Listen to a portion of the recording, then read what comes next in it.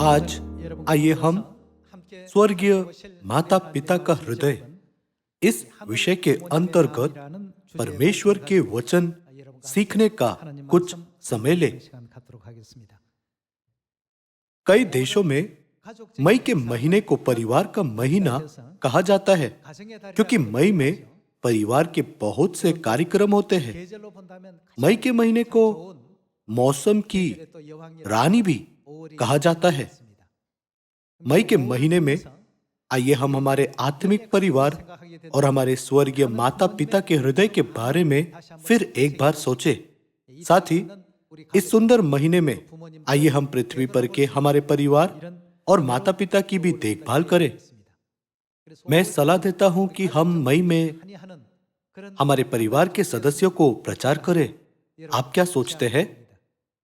यदि आपके परिवार के सदस्य हैं जो अब तक सत्य में नहीं आए हैं, तो चाहे वे आपके भाई या बहनें या माता पिता या बच्चे हो, मुझे आशा है कि हम सभी उन्हें प्रचार कर सकते हैं और एक साथ स्वर्ग जा सकते हैं। पुराने समय में एक अमीर व्यक्ति और एक गरीब किसान रहता था। अमीर व्यक्ति के पास कोई संतान नहीं थी, जबकि किसान के पास 5 बेटे थे। अमीर व्यक्ति हमेशा किसान की बहुत संतान होने के कारण ईर्ष्या करता था। एक दिन अमीर व्यक्ति किसान के घर गया और एक सुझाव दिया। उसने कहा, यदि आप अपने किसी एक बेटे को मेरे परिवार में गोद दे, तो मैं तुम्हें बदले में मेरी कुछ जमीन और एक घर दूंगा। किसान और उसकी पत्नी यह सोचकर बहुत उत्सुक थे। हमें और अधिक गरीबी में रहना नहीं पड़ेगा। वे आनंदित थे। रात को उन्होंने अपनी सभी संतानों को सुलाया और चर्चा की कि किस बेटे को गोद देना है। किसान ने पूछा, सबसे छोटे बेटे के बारे में क्या? तब उसकी पत्नी ने कहा, वो बहुत छोटा है, उसे माता पिता की अधिक देखभाल की जरूरत है, मैं उसे नहीं भेज सकती। तो पति ने उस मामले पर विचार करके कहा, तब दूसरे बेटे के बारे में क्या? तब पत्नी ने कहा, वह अक्सर बीमार पड़ता है, उसे देखभाल करने के लिए कोई चाहिए, मैं उसे भी नहीं भेज सकती। फिर पहले बेटे के बारे में क्या? बिल्कुल नहीं। अगर हमारे पास पहलौठा बेटा ना हो तो कौन खेती करेगा? वो हमारे परिवार का आधार है, मैं उसे बिल्कुल गोद नहीं दे सकती। फिर चौथे बेटे के बारे में क्या? यदि वह एक क्षण के लिए मेरे पास ना हो तो वह पूरा दिन रोएगा। उसकी आंखों के नीचे आंसू के निशान देखो। वो अपनी मां के बिना एक रोतलू बच्चा है, मैं उसे जाने नहीं दे सकती। तब तीसरा बेटा रह गया, जो परिवार में उपद्रवी था। आखिर में पति ने पूछा, ठीक है, तब तीसरे बेटे के बारे में क्या? तब पत्नी ने कहा, उसे तो माता पिता के प्रेम की सबसे अधिक जरूरत है। किसान और उसकी पत्नी ने सारी रात इस मामले पर चर्चा की, लेकिन उनका निष्कर्ष यह था कि भले ही उनके लिए यह गरीबी में न रहने का एक अच्छा मौका हो सकता था, लेकिन वह उनके बेटों से कीमती नहीं था। दिन निकल गया। किसान और उसकी पत्नी भोर सुबह को अमीर व्यक्ति के पास गए और कहा, भले ही हम गरीब हैं, लेकिन हम अपने बेटों को खुद ही पालेंगे। सभी लोगों, यही माता पिता का हृदय है। गरीबी से छुटकारा पाने के विचार पर वे थोड़े समय के लिए उत्सुक थे, लेकिन जब उन्होंने सोचा कि किस बेटे को गोद देना है, तो वे उनमें से एक को भी चुन ना सके। एक ऐसी कहावत है, माता पिता का प्रेम समुद्र से गहरा और आसमान से अधिक विशाल है। यह भी कहा जाता है कि यदि माता पिता के अंदर से अपने बच्चों के प्रति प्रेम को निकाला जाए तो माता पिता सिर्फ खाली सीप की तरह होते हैं। माता पिता अपने बच्चों से प्रेम करने के लिए नियुक्त लगते हैं। तब क्यों परमेश्वर ने सांसारिक माता पिता में ऐसा प्रेम बोया? मुझे विश्वास है कि परमेश्वर ने शारीरिक माता पिता के हृदयों में ऐसा प्रेम इसलिए बोया ताकि हम स्वर्गीय माता पिता का प्रेम समझ सके। क्योंकि हम वास्तव में परमेश्वर के प्रेम को समझ नहीं सकते, तो परमेश्वर ने हमें पाठ्य पुस्तक की तरह शारीरिक माता पिता दिए हैं ताकि हम उनसे सीख सके। तब हम कैसे हमारे माता पिता को उनके प्रेम का बदला दे सकते हैं? हम उनके प्रेम के लिए क्या कर सकते हैं? वास्तव में चाहे हम कुछ भी दे या कितना भी दे, भले ही वह हमारा पूरा जीवन क्यों ना हो, हम हमारे माता पिता के प्रेम और बलिदान का 1/10 खरब सा अंश भी कभी नहीं चुका सकते। भले ही एक संतान अपने माता पिता के प्रति आज्ञाकारी है, लेकिन जो वो अपने माता पिता के लिए करती है उसकी तुलना कभी उन चीजों से नहीं की जा सकती जो उसने अपने माता पिता से पाई है। यह कहा जाता है कि माता पिता का प्रेम और बलिदान अलग आयाम की कोई चीज है ना? इसलिए हम अक्सर हमारे शारीरिक माता पिता से मिलते हैं। यदि हम उन्हें मिल नहीं सकते तो हम कम से कम उन्हें फोन कर सकते और कुशल समाचार पूछ सकते हैं। हम इस पापमय संसार में इसलिए जन्मे थे क्योंकि हमने स्वर्ग में पाप किया था। मुझे आशा है कि इस मई के महीने में हम उन्हें पापों की क्षमा पाने और एक साथ स्वर्ग में जाने का मार्ग जानने दे सकते हैं। आइए हम हमारे परिवार को बचाने का लक्ष्य बनाएं और उसे कार्य में डालें। तब बाइबल हमें हमारे माता पिता का क्या करने को कहती है? आइए हम निर्गमन अध्याय 20 में परमेश्वर की शिक्षाओं को सीखें। निर्गमन अध्याय 20 वचन 12। तू अपने पिता और अपनी माता का आदर करना, जिससे जो देश तेरा परमेश्वर यहोवा तुझे देता है उसमें तू बहुत दिन तक रहने पाए। तू अपने पिता और अपनी माता का आदर करना, यह परमेश्वर की आज्ञा है। क्योंकि यह परमेश्वर की आज्ञा है तो हमें उसकी कभी उपेक्षा नहीं करनी चाहिए। आइए हम व्यवस्था विवरण अध्याय 5 वचन 16 देखें।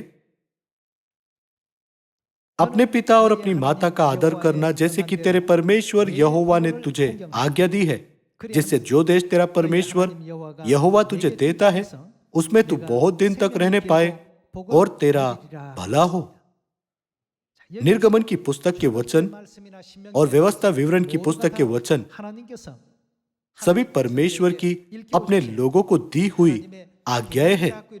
सियोन के सभी परिवार के सदस्यों को परमेश्वर की इन आज्ञाओं का पालन करते हुए अपने पिता और माता का आदर करना चाहिए।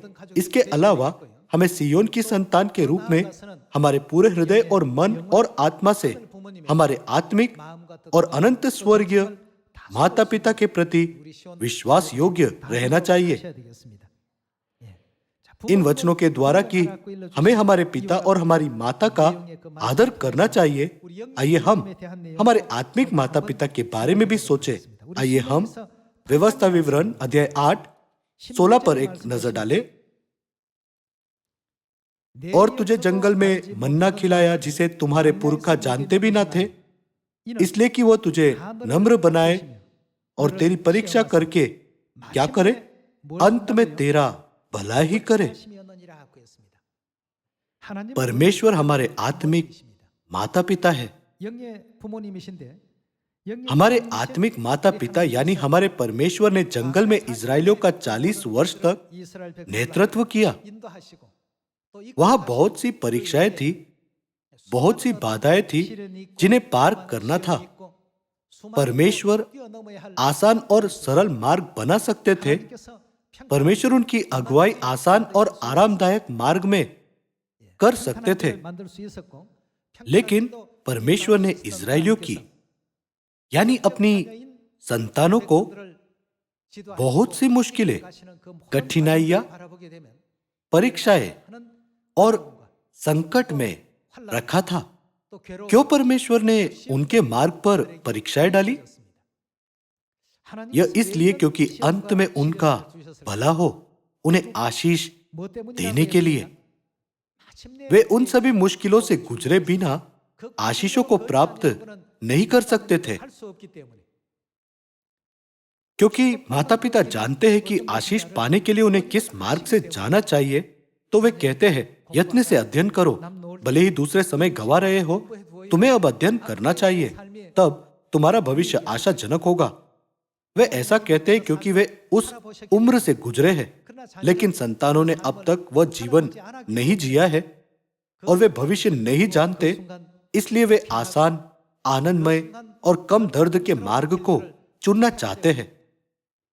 जंगल में पूरे 40 वर्षों के लिए परमेश्वर ने जंगल के मार्ग पर उनके लोगों का मार्गदर्शन किया और उन्हें पीड़ा और कठिनाई देने के लिए नहीं, लेकिन कनान देश में उनकी अगुवाई करने के लिए था। वो कनान जाने का एकमात्र मार्ग था। आखिर में परमेश्वर उन्हें क्या देना चाहते थे? वे अंत में उन्हें आशीष देना चाहते थे। आशीषों की जगह पर उनकी अगुवाई करने की प्रक्रिया में कभी-कभी एक भयानक जंगल उनके सामने प्रकट हुआ। कभी-कभी वे ऐसे परिवेश में आए जहां कोई भोजन नहीं था, और कभी-कभी मुश्किल परिस्थिति में जहां खाना और पानी जैसे मनुष्य की बुनियादी आवश्यकता संतुष्ट नहीं थी। यह सभी इसलिए था क्योंकि वह मार्ग आशीषों में उनकी अगुवाई करने का एकमात्र मार्ग था। परमेश्वर ने हमें इस तथ्य पर जागृत किया कि उन्होंने उन्हें मुश्किलों में डाला ताकि अंत में उनका भला हो। कभी-कभी सुसमाचार के लिए हमारा जीवन कठिन और मुश्किल लग सकता है। आप ठीक इजरायलियों की तरह जिन्होंने 40 वर्षों के लिए जंगल में यात्रा की, बीच मार्ग में छोड़ना चाहेंगे। क्या मुझे स्वर्ग जाने के लिए ऐसा जीवन जीना चाहिए? यह कठिन है, यह दर्द भरा है, यह मुश्किल है। यह सोचकर आप छोड़ देना चाहेंगे, लेकिन परमेश्वर हमें प्रोत्साहित करते और हमें हौसला देते हैं, यह कहते हुए, मुझे सिर्फ तुम्हारी ही चिंता है। माता ने आज के दिन तक हमारी अगुवाई की है। यह इसलिए क्योंकि स्वर्ग के राज्य में जाने का यही एक मार्ग है, कोई दूसरा मार्ग नहीं है। स्वर्ग के राज्य के मार्ग में यह सभी चीजें हमारे सामने रखी गई है। कभी-कभी एक छोटी मुश्किल, कठिनाई और संकट हमारा इंतजार करते हैं। इन चीजों से गुजरे बिना हम स्वर्ग के राज्य में नहीं पहुंच सकते। इसलिए परमेश्वर इन मार्गों पर हमारी अगुवाई करते हैं। बच्चे नहीं समझते कि क्यों उनके माता पिता उन्हें यत्न से अध्ययन करने को कहते हैं। जैसे आप माता पिता बने हैं, तो आप अब समझते हैं कि आपके माता पिता ने पहले आपसे ऐसा क्यों कहा था।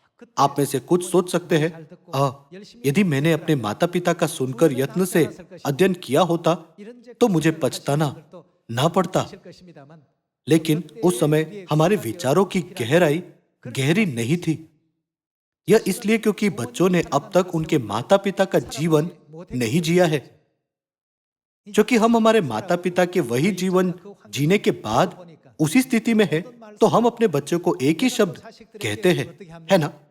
हम बस उन्हीं शब्दों को दोहराते हैं। जब हम छोटे थे तब हम वह सुनकर परेशान होते थे, लेकिन अब हम वही चीजें हमारे बच्चों को कहते हैं जो हमें सुनना पसंद नहीं था। यह इसलिए क्योंकि वही सही मार्ग था। क्या आप सहमत नहीं हैं? अब हम विश्वास के जंगल में चल रहे हैं। इस जीवन के अंत में अनंत स्वर्ग के राज्य का आनंद और आशीषें हमारा इंतजार कर रही है। प्रक्रिया के हर कदम में प्रलोभन, मुश्किलें, बाधाएं, कभी-कभी जाल या फंदे होते हैं। हम नहीं जानते कि उनसे कैसे बचना या कैसे उन्हें पार करना है, लेकिन परमेश्वर जानते हैं। जो कि परमेश्वर जानते हैं तो वो कहते हैं आज इस मार्ग से जाओ और कल उस मार्ग से जाओ। इसलिए सिर्फ वह जो जहां कहीं परमेश्वर अगुवाई करते हैं वहां जाता है, वह अनंत स्वर्ग के राज्य में पहुंच सकता है। आज माता पिता दिवस है।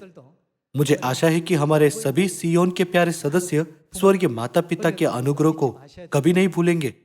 साथ ही हमें हमारे शारीरिक माता पिता का अनुग्रह नहीं भूलना चाहिए, जिन्हें हमारे स्वर्गीय माता पिता की ओर से पृथ्वी पर स्थापित किया गया था। आपको उन्हें कम से कम एक फोन करना चाहिए या आपको उन्हें देखने जाना चाहिए। भले ही वे कहे तुम व्यस्त होंगे तो आने की जरूरत नहीं थी, उनके कहने का वह अर्थ नहीं है।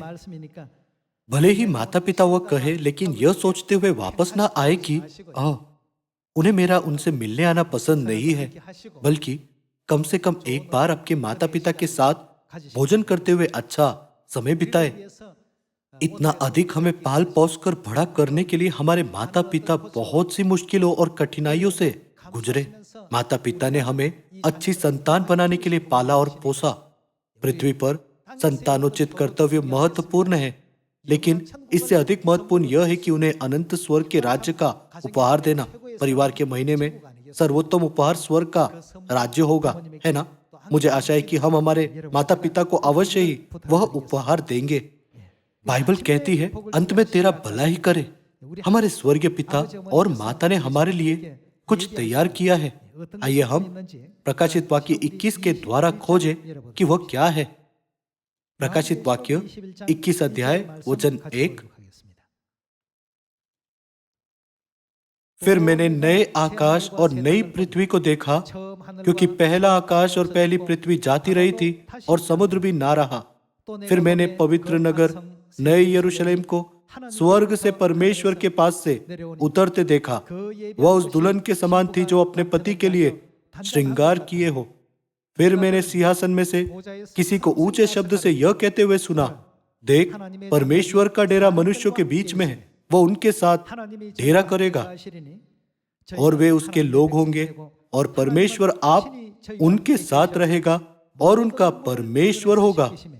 वह उनकी आंखों से सब आंसू पोंछ डालेगा, और इसके बाद मृत्यु ना रहेगी और ना शोक, ना विलाप, ना पीड़ा रहेगी। पहली बातें जाती रही। जो सिंहासन पर बैठा था उसने कहा, देख, मैं सब कुछ नया कर देता हूं। फिर उसने कहा, लिख ले, क्योंकि यह वचन विश्वास के योग्य और सत्य है। परमेश्वर ने कहा कि यह सभी वचन विश्वास के योग्य और सत्य है ना? अंत में हमारा नेतृत्व उस दुनिया में होगा जहां अनंत आनंद और खुशी उमड़ती रहती है, और जहां आंसू, मृत्यु, शोक या पीड़ा नहीं है। यह स्वर्गीय माता पिता की इच्छा है। भले ही माता पिता के पास बेकार चीजें हो, लेकिन वे अपने बच्चों को अच्छी चीजें देना चाहते हैं। यह माता पिता का हृदय है। यह कहा जाता है कि यदि माता पिता से उनकी संतानों का प्रेम निकाला जाए तो वे कुछ नहीं है। माता पिता का प्रेम ऐसा है। परिवार का महीना आने पर हम संतानों को गंभीरता से सोचने की जरूरत है कि हम कैसे हमारे माता पिता के प्रति हमारा संतानोचित कर्तव्य कर सकते हैं। शारीरिक रूप से उनके लिए अच्छा करना भी एक अच्छा तरीका है, लेकिन माता पिता के लिए अधिक अनुग्रह पूर्ण और सच्चा उपहार आत्मिक रूप से उनके लिए अच्छा करना है। मुझे आशा है कि हम वह अवश्य ही कर सकते हैं। आइए हम इब्रानियों अध्याय 9 पर जाए, वचन 15 पर जाए। इसी कारण वो नई वाचा का मध्यस्थ है, ताकि उसकी मृत्यु के द्वारा जो पहली वाचा के समय के अपराधों से छुटकारा पाने के लिए हुई है, बुलाए हुए लोग प्रतिज्ञा के अनुसार अनंत मिरास को प्राप्त करें। हमारे स्वर्गीय पिता और माता ने सियोन की सभी संतानों को अनंत मिरास की प्रतिज्ञा दी है। प्रतिज्ञा की हुई स्वर्गीय अनंत मिरास हमें पाने के लिए जो कभी ना मुरझाएगी। परमेश्वर ने हमें नई वाचा की व्यवस्था मनाने के लिए कहा है। जैसे इस संसार के लोग बहुत सी चीजों का आनंद लेते हैं, ठीक वैसे हम कभी कभी सांसारिक जीवन जीने के लिए लुभाए जा सकते हैं,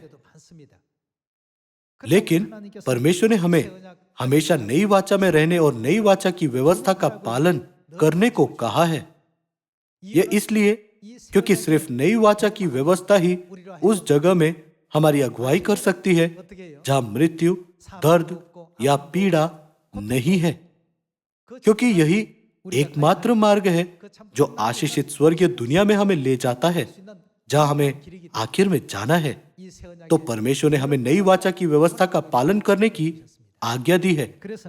मसीह नई वाचा का मध्यस्थ है ताकि उनकी मृत्यु के द्वारा जो पहली वाचा के समय के अपराधों से छुटकारा पाने के लिए हुई है और नई वाचा के द्वारा हमें प्रतिज्ञा की हुई अनंत मीरास प्राप्त करने के लिए उन्होंने नई वाचा बनाई। आज आइए हम पृथ्वी पर शारीरिक माता पिता के प्रेम के द्वारा स्वर्गीय माता पिता के प्रेम को एक बार फिर समझें।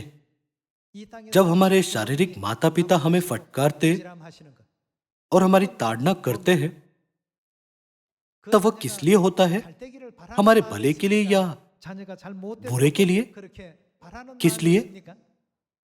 वो हमारे भले के लिए है ना?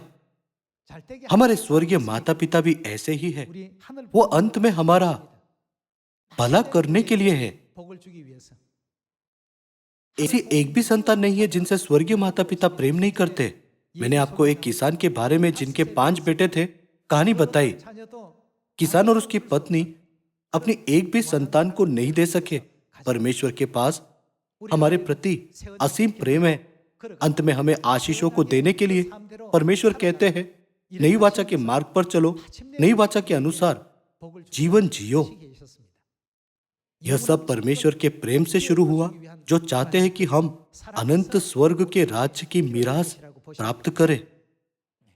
कभी कभी परमेश्वर ने इजरायलियों को कनान के नजदीक पहुंचने पर भी जंगल में लंबे मार्ग पर जाने दिया, या भले ही वह अंतर 10 दिनों में पहुंचने जितना छोटा था, लेकिन परमेश्वर ने उन्हें 40 वर्षों के लंबे समय के लिए चक्कर मारने दिया।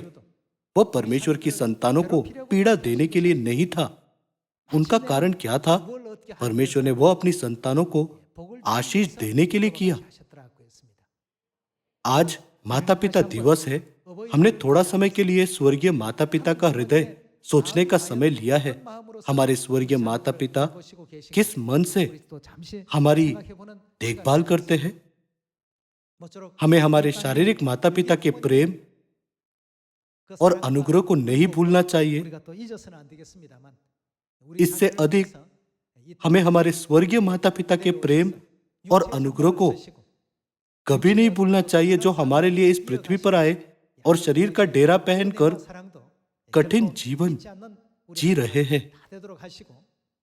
कभी कभी जब हम नई वाचा की व्यवस्था का पालन करते हैं, हमारा जीवन इस संसार के जीवन से छोटा दिखता है, लेकिन भविष्य में स्थिति कैसे बदलेगी? हमें अनंत जीवन की दुनिया देने के लिए, जहां हर दिन आनंद और आशीष है, जहां मृत्यु, दुख या दर्द नहीं है। स्वर्गीय माता पिता कहते हैं, वर्तमान समय के सुख को फेंक दो, थोड़े समय के सांसारिक आनंद और खुशी पर जय पाओ और हमारा पालन करो।